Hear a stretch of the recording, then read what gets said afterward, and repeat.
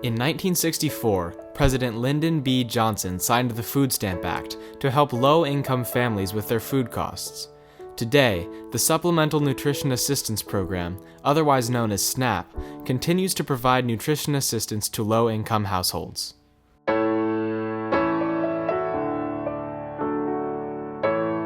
And it is nutrition assistance in the form of a benefit that people can use at grocery stores. The program is state-operated, but the federal government pays the full cost of the program. In Maryland, SNAP is called the Food Supplement Program, or FSP. According to the Center on Budget and Policy Priorities, 47 million Americans received benefits from SNAP in 2013. The United States Department of Agriculture says that 1 in 7 Americans received SNAP benefits in August 2014. Next to unemployment insurance, SNAP is the biggest federal program that assists low-income households during economic slumps, according to the Center on Budget and Policy Priorities. Almost any household with low income is eligible to receive SNAP.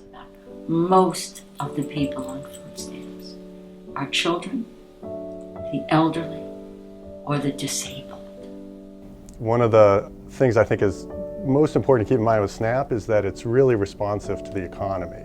Even though it's a nutrition assistance program, it's because it's based on how much income a household has, it will be available when the economy gets worse and people lose their jobs and their income goes down.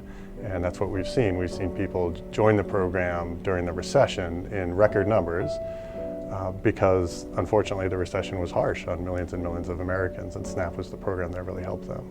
In 2009, the government launched the American Recovery and Reinvestment Act to help support struggling Americans during the recession.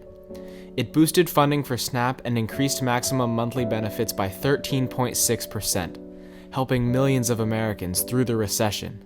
The ARA Recovery Act did boost benefits to everybody who was on SNAP. And that was done partly because obviously people were hurting during the recession, but it was also done in order to inject money into the economy. The positive effects of this boost in funding are clear.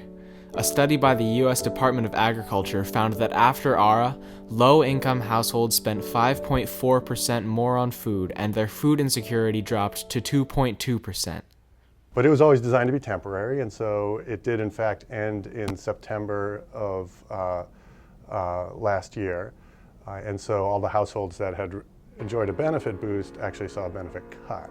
But this program ended in November 2013, dramatically decreasing monthly benefits for low-income families. The repercussions of these cuts are felt throughout the nation. Every food stamp recipient lost on the average of about $90. Households of one person received an $11 cut, 2 persons a $20 cut, and 3 persons a $29 cut per month.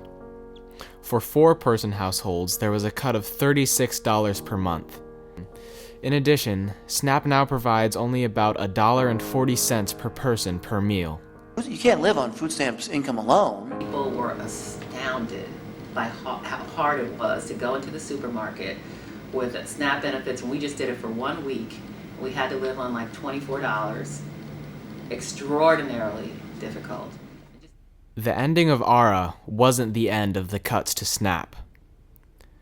The Farm Bill, which is passed every 5 years, renews SNAP and reforms agricultural policy. The 2014 Farm Bill includes $8.7 billion in cuts to SNAP. These cuts hurt the millions of citizens enrolled in the program. These cuts were the result of an effort by opponents of SNAP to cut funding to the program.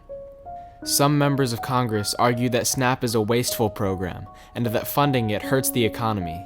It has created lots of problems, and that's food stamps. In 2001, there were 2.3 million total non-working food stamp households. On the contrary, the program stimulates the economy as more SNAP dollars are used. And when you're buying food, you're stimulating the farm economy, you're stimulating the economy in lots and lots of ways. Another misconception about SNAP is that people are freeloading off of it because they don't want to work. The majority of able-bodied people who are on SNAP work for a living. They earn so little that they still qualify for SNAP. But SNAP is the last federal program one could accuse of being inefficient. There are so many who want to say that there's fraud in the program. The SNAP program, the food stamp program, has one of the lowest error rates of any federal program, 3.8%. But the denigration and the humiliation of people who find themselves in difficult straits, some who never thought they'd have to apply for a food stamp program, that we would say, no, it's not what we're about. And we ought to tackle this problem. We can solve it. And if we solve it, you know what? I think we could be a good example for the rest of the world. Pope Francis recently gave a speech at the end of a nutrition conference in Rome just several months ago. And he talked about the right to food, and that it was our obligation, a moral obligation, to make sure that people have enough to eat. America is one of the richest countries in the world, but despite its wealth, millions of Americans can't afford to eat.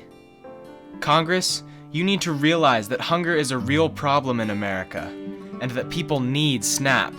And so I tell my colleagues who say that the government shouldn't be funding programs like SNAP, because we can't afford to. My response is we can't afford not to. It's not a question of a program, it's a question of who we are as a nation. Congress, it is your moral obligation to the citizens of America to prevent hunger. Snap to it.